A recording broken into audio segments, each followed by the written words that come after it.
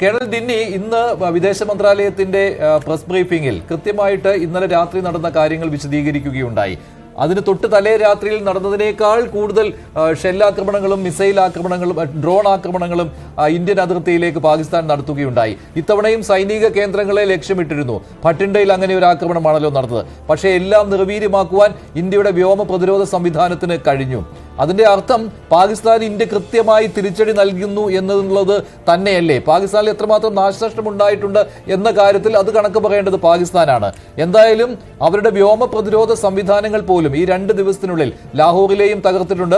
ഭട്ടിൻഡയിൽ ആക്രമണം നടത്തിയതിന് തിരിച്ചടി എന്ന രീതിയിൽ അവരുടെ റഡാർ സംവിധാനം തകർത്തിട്ടുണ്ട് എന്ന് ഇന്ന് പ്രസ് ബ്രീഫിംഗിൽ പറയുകയും ചെയ്തിട്ടുണ്ട്. അപ്പോൾ കൃത്യമായ തിരിച്ചടി പാകിസ്ഥാന് നൽകുവാൻ ഇന്ത്യക്ക് കഴിയുന്നുണ്ടല്ലോ.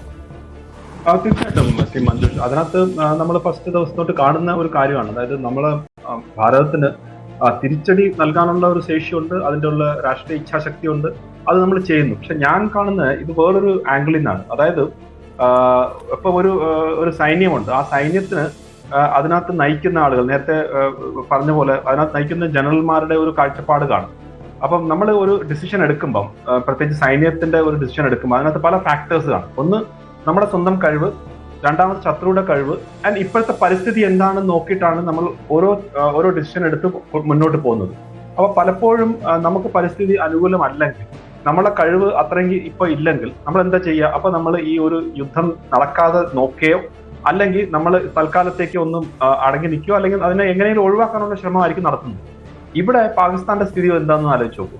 പാകിസ്ഥാനിന് ഒരു കാരണവശാലും യുദ്ധം ചെയ്യാൻ പറ്റില്ല എന്ന് എല്ലാവർക്കും അറിയാവുന്ന കാര്യമാണ്. കാരണം സാമ്പത്തികമായിട്ട് തകർന്നിരിക്കുന്ന ഒരു രാജ്യം.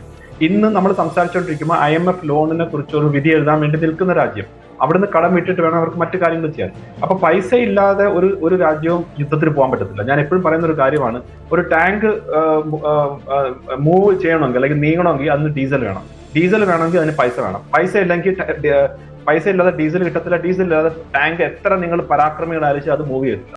അപ്പൊ അങ്ങനത്തെ ഒരു അവസ്ഥയിലാണ് പാകിസ്ഥാൻ. ഇത് അറിയാത്ത ആളാണോ ജനറൽ അസീം മുനീർ?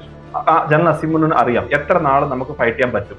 എന്നിട്ടും എന്തുകൊണ്ടാണ് നമ്മൾ ഓപ്പറേഷൻ സിന്ദൂറിലൂടെ വളരെ സ്പെസിഫിക് ആയിട്ട്, വളരെ കാലിബ്രേറ്റഡ് ആയിട്ട് നമ്മൾ കാര്യം പറഞ്ഞത്, നമ്മളെ ലക്ഷ്യം ഭീകരവാദി ക്യാമ്പുകളാണ്. അതിനുവേണ്ടി പ്രിസൈസ് ആയിട്ട് ഇന്റലിജൻസ് ബേസ്ഡ് ആയിട്ടുള്ള ഓപ്പറേഷൻ ചെയ്തതാണ്.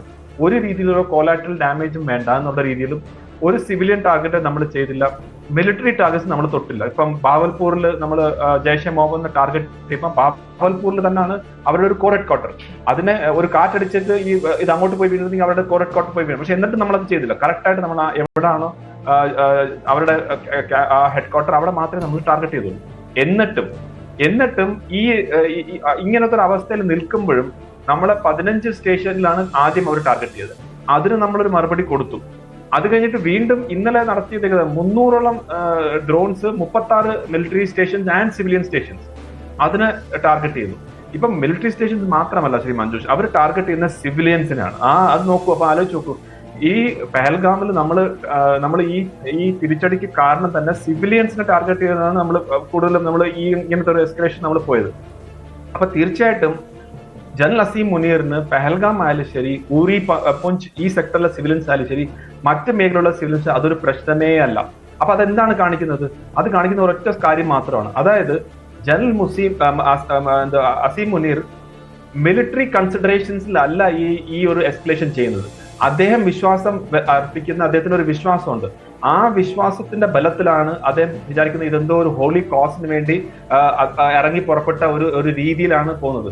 ഒരിക്കലും ഒരു സൈനികമായിട്ടുള്ള കൺസിഡറേഷൻ വിട്ട് ഇങ്ങനത്തെ ഒരു റിലീജിയസ് ആയിട്ടുള്ള ഒരു കോസിന് വേണ്ടി ചിന്തിച്ചിട്ട് ഒരു യുദ്ധത്തിലേക്ക് പോയി കഴിഞ്ഞാൽ അത് എന്ത് പരിണാമമായിരിക്കും വരുന്നത് നമുക്ക് ഊഹിക്കാവുന്നേ ഉള്ളൂ. അപ്പൊ ഞാൻ ഇത് കണ്ടപ്പോ എനിക്ക് മനസ്സിലായി ഇതാണ്. അതായത് പാകിസ്ഥാന്റെ പരിസ്ഥിതി വളരെ ദയനീയമാണ്. അതറിയാത്തതല്ല ജനറൽ അസീം മുനീർ. എന്നിട്ടും ആ രാജ്യത്തിന് ഒരു പൂർണ്ണ യുദ്ധത്തിലേക്ക് തള്ളിവിടുന്നതിന്റെ എല്ലാ കാര്യങ്ങളും ചെയ്തുകൊണ്ടിരിക്കുന്നു.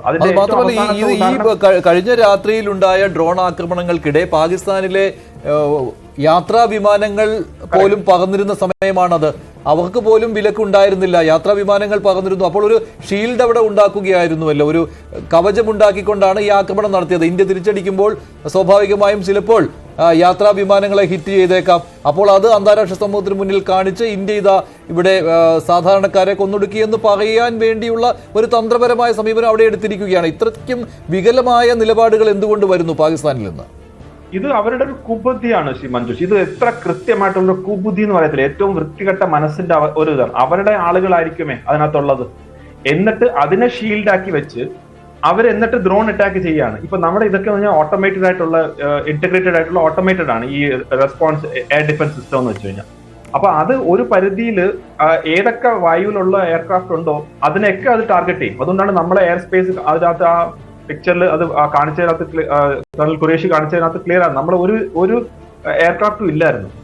അപ്പൊ അങ്ങനെ ഇരുന്ന ഒരു സ്ഥിതിയിൽ ഇവർക്ക് എന്നിട്ട് നമ്മളത് ഇൻഫാക്ട് നമ്മൾ എയർഫോഴ്സ് എക്സസൈസ് ചെയ്യുന്ന പറഞ്ഞൊരു നോ ടൈം പോലും കൊടുത്തിരുന്നു.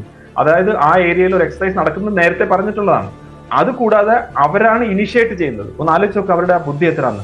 അവര് ഡ്രോൺ അറ്റാക്ക് ഇനിഷ്യേറ്റ് ചെയ്തത് ഈ സിവിലിയൻ എയർലൈൻസ് പോകുന്ന സമയത്താണ്. അവരുടെ പ്ലാൻ എന്ന് വെച്ചാൽ അതിനെ നമ്മൾ റിറ്റാലിയേറ്റ് ചെയ്യുമ്പോൾ ആ സിവിലിയൻ എയർക്രാഫ്റ്റ് ടാർഗറ്റ് ചെയ്യുക, 1 കാഷ്വാലിറ്റീസ് ഉണ്ടോ, കംപ്ലീറ്റ് ഇന്റർനാഷണൽ പ്രഷർ ഭാരതത്തിനുള്ളിൽ. അപ്പൊ അത് വന്നിട്ട് അപ്പൊ ഉടനെ അവിടെ സ്റ്റോപ്പ് ചെയ്യാൻ വേണ്ടിയുള്ള ഒരു പ്ലാൻ ആയിരുന്നു. അപ്പൊ ഈ രീതിയിലുള്ള പ്ലാനിങ് അത് പാകിസ്ഥാൻ സൈന്യത്തിന് മാത്രമേ പറ്റത്തുള്ളൂ. അതിനകത്ത് യാതൊരു സംശയമില്ല. അവരെ കൊണ്ട് മാത്രമേ ഇങ്ങനെ മൃഗീയമായിട്ടും ഒരു മനുഷ്യത്വം ഇല്ലാത്ത രീതിയിലുള്ള കാര്യങ്ങൾ ചെയ്യാൻ പറ്റൂ. അതിന്റെ ഒരു ലേറ്റസ്റ്റ് ഉദാഹരണമാണ് നമ്മൾ ഇത് കണ്ടത്. അതുകൊണ്ടാണ് ഞാൻ പറഞ്ഞത് ഇതൊരു സിക്ക് മൈൻഡ് സെറ്റ് ആണ്. It is not a military mind set. ഇതൊരു സിക്ക് മൈൻഡ് സെറ്റ് ആണ് അതിന്റെ പിന്നിൽ പ്രവർത്തിക്കുന്നത്.